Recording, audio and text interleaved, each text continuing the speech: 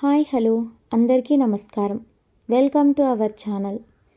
ప్రేమ పంతమా ఎపిసోడ్ 2.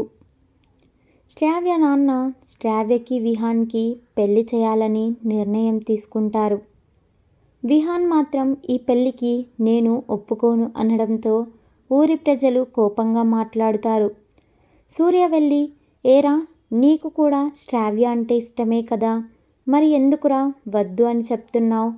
అప్పుడు విహాన్, సూర్య నా గురించి మొత్తం తెలిసి కూడా ఎలారా పెళ్లి చేసుకోవాలి?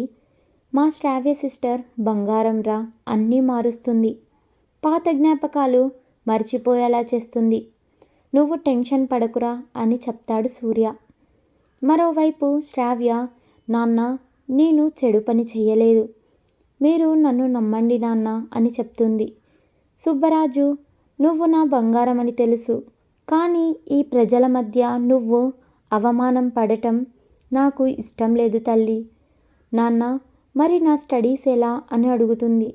అవి అన్నీ దేవునిపై భారం వెయ్యి తల్లి అని చెప్పి వెళ్ళిపోతాడు.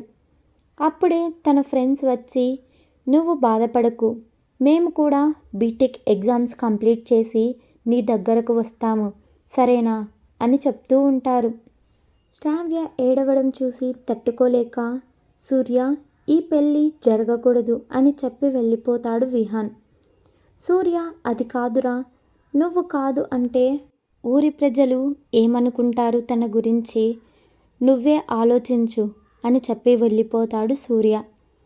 శ్రావ్యని కలిసి మాట్లాడుదాం అనుకుంటాడు. అప్పుడే విహాన్ అడవిలోకి తను ఎలా వచ్చింది అని ఆలోచిస్తూ ఉంటాడు.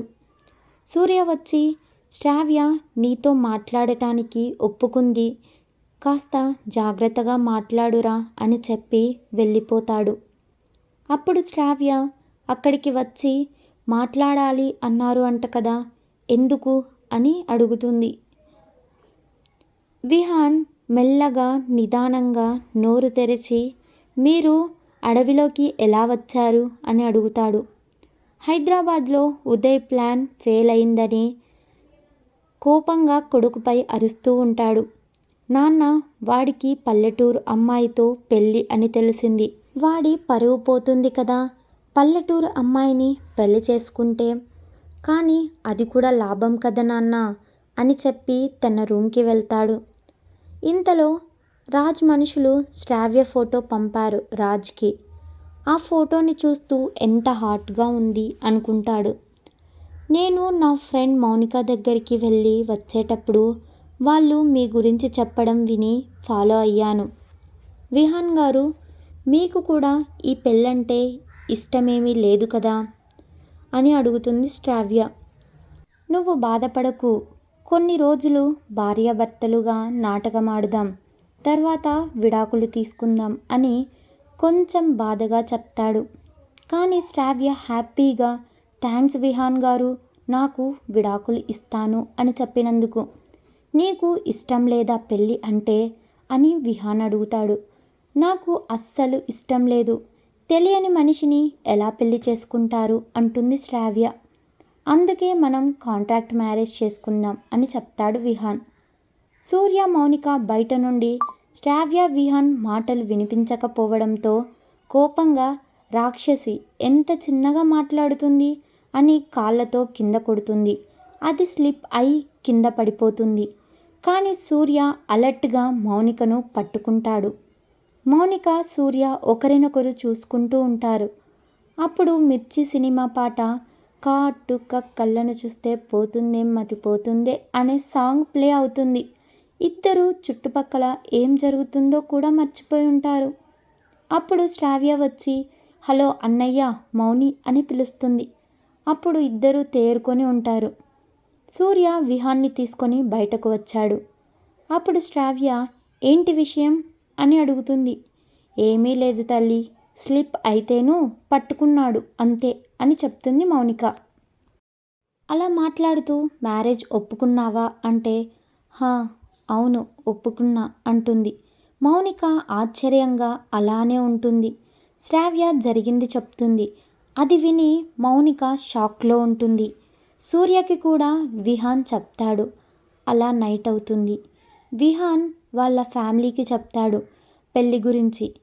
భరత్ బాగా తాగి శ్రావ్య మరొకరిని పెళ్లి చేసుకుంటుంది, ఎలాగైనా పెళ్లి చెడగొట్టాలి అని వాళ్ళ ఫ్రెండ్స్కి చెప్తాడు.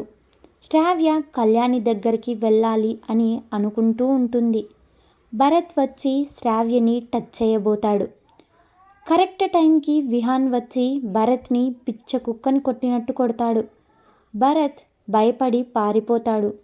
శ్రావ్య కూడా భయంగా ఉంటుంది. విహాన్ కోపంగా శ్రావ్యని కొట్టబోతాడు.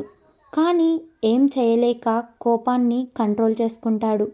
శ్రావ్యని కళ్యాణి దగ్గరకు తీసుకొని వెళ్తాడు. కళ్యాణికి జరిగింది అంతా చెబుతుంది. కానీ కళ్యాణికి తెలియదు. ఎందుకంటే కళ్యాణి కాలేజీ పని మీద విహాన్ వాళ్ళ కంపెనీకి వెళ్తుంది. కానీ శ్రావ్యకి తెలియదు. కళ్యాణి కూడా ఏం చెప్పదు. తనతో మాట్లాడి ఇంటికి వెళ్ళి వాళ్ళ అమ్మ దగ్గర పడుకుంటుంది.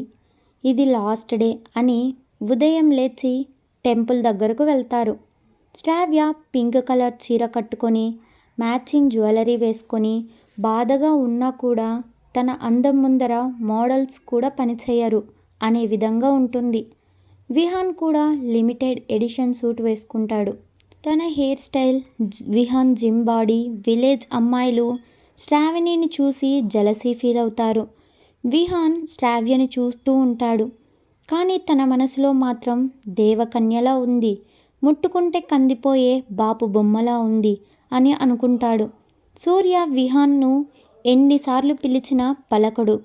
సూర్య వెళ్ళి చెవిలో అంతలా చూస్తే కరువు ప్రాంతం నుండి వచ్చిన వాళ్ళు అనుకుంటారు. అలా అనేసరికి విహాన్ నార్మల్గా ఎలాంటి ఎక్స్ప్రెషన్ లేకుండా ఉంటాడు. శ్రావ్య మాత్రం చాలా బాధగా ఉంటుంది. అలా వాళ్ళు పెళ్లి చేసుకుంటారు. సుబ్బరాజు, సావిత్రి గారు చాలా విషయాలు చెబుతారు. అలాగే ఈ ఒక్కరోజు ఉండమని అడుగుతారు. దానికి విహాన్ నాకు చాలా పని ఉంది సిటీలో అని చెబుతాడు. వెంటనే సూర్య వచ్చి ఈ ఒక్కరోజు ఉంటాం అని చెప్తాడు. విహాన్ సూర్య వైపు కోపంగా మనం సిటీకి వెళ్ళి ఉదయ్ గాడి పని, వాడి కొడుకు పని పట్టాలనుకుంటే, అప్పుడు సూర్య శ్రావ్య వైపు చూపిస్తూ నా సిస్టర్ని చూడరా, ఒక్కరోజు ఉంటే తను హ్యాపీగా ఉంటుంది అని చెప్తాడు. విహాన్ కూడా తన వైపు చూస్తాడు. అమ్మని పట్టుకొని హ్యాపీగా ఏడుస్తూ హగ్ చేసుకుంటుంది. అది చూసిన విహాన్ సూర్యని ఏమీ అనకుండా ఆగిపోతాడు.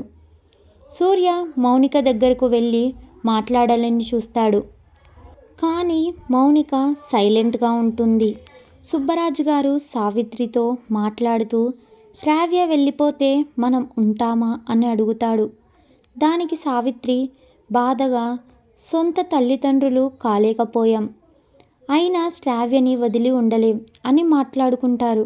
అప్పుడే శ్రావ్య రావడం గమనించిన సుబ్బరాజు కోపంగా రేపు శ్రావ్య వెళ్ళిపోతోంది, మనకు భారం తగ్గుతుంది అని మాట్లాడుతాడు. శ్రావ్య ఈ మాటలు విని ఏడుస్తూ వెళ్ళిపోతుంది. సావిత్రి గారు ఎందుకయ్యా శ్రావ్యని బాధపెట్టి మీరు బాధపడతారు అంటే, రేపు శ్రావ్య సిటీకి వెళ్ళాలి అంటే ఇలా మాట్లాడక తప్పదు. విహాన్ బాబుకి సూర్యకి భోజనం పెట్టావా అని అడుగుతాడు. ఇంతలో విహాన్, సూర్య ఇద్దరూ తిన్నాం అంకుల్, మా రూమ్కి వెళ్తున్నాం అని చెప్పడానికి వచ్చాం అని వాళ్ళు రూమ్కి వెళ్తుండగా సావిత్రి విహాన్ బాబు మీరు శ్రావ్యతో పడుకోవాలి అని చెబుతుంది. శ్రావ్య వచ్చి మేము కలిసే పడుకుంటాం అని చెప్పి రూమ్కి వెళ్తుంది. సుబ్బరాజు గారు ఏమీ అనుకోకండి బాబు, కొంచెం మొండిపిల్ల, కానీ మా శ్రావ్య బంగారం అని చెప్తాడు. సూర్య విహాన్కి ఆల్ ద బెస్ట్ రా బావా అని చెప్పి పారిపోతాడు. ఎందుకంటే విహాన్ కొడతాడని. శ్రావ్య రూమ్లోకి వాళ్ళ తల్లిదండ్రుల మీద కోపంతో అలా చెబుతుంది. కానీ భయపడుతూ ఉంది. విహాన్ లోపలికి వస్తాడు. అప్పుడే శ్రావ్య బాధగా ఉంటుంది. విహాన్ వెళ్ళి ఇది కాంట్రాక్ట్ మ్యారేజ్ కదా, మరి ఎందుకు ఫేస్ అలా పెట్టావు అని అడుగుతాడు. ఏమీ మాట్లాడకుండా కోపంగా చూస్తుంది. అలా వాష్రూమ్కి వెళ్ళి ఫ్రెష్ అయ్యి వస్తుండగా స్లిప్ అయ్యి విహాన్ ఒడిలో పడుతుంది. శ్రావ్య విహాన్ స్మైల్కి అలానే ఉంటాడు. విహాన్ ఏదో మైకంలో ఉన్న వ్యక్తిలా శ్రావ్య పెదాల వైపు చూస్తూ ఉంటాడు. చెర్రీ పండు లాంటి పెదాలు భయంతో వణుకుతున్నాయి. ఎంత ఏడ్చినా కానీ ఆ పెద్ద కళ్ళు మాత్రం అందంగా ఉంటాయి. చిన్న సైజు నడుము ఎక్కడ గట్టిగా పట్టుకుంటే కందిపోతుందో అనేలా ఉంది. పాలరాతి శిల్పంలా ఉన్న శ్రావ్యను చూసి అప్రమత్తంగా ఇద్దరూ కిస్ చేసుకుంటారు. కానీ అందులో వేరే ఉద్దేశం ఏమీ లేదు. నేను నీకు ఎప్పుడు తోడుగా ఉంటాను అని చెప్పే విధంగా ఉంది విహాన్ కిస్. ఇంతలో ఫోన్ రావడంతో ఇద్దరూ కొంచెం ఇబ్బందిగా జరుగుతారు. శ్రావ్య విహాన్ని హస్బెండ్గా యాక్సెప్ట్ చేస్తుందా? విహాన్ హైదరాబాద్కి వెళ్ళిన తర్వాత రాజ్ని ఏం చేస్తాడు? ఈ ప్రశ్నల కోసం వెయిట్ చేయండి నెక్స్ట్ ఎపిసోడ్ కోసం. అండ్ సబ్స్క్రైబ్ చేసుకోండి మన ఛానల్ని.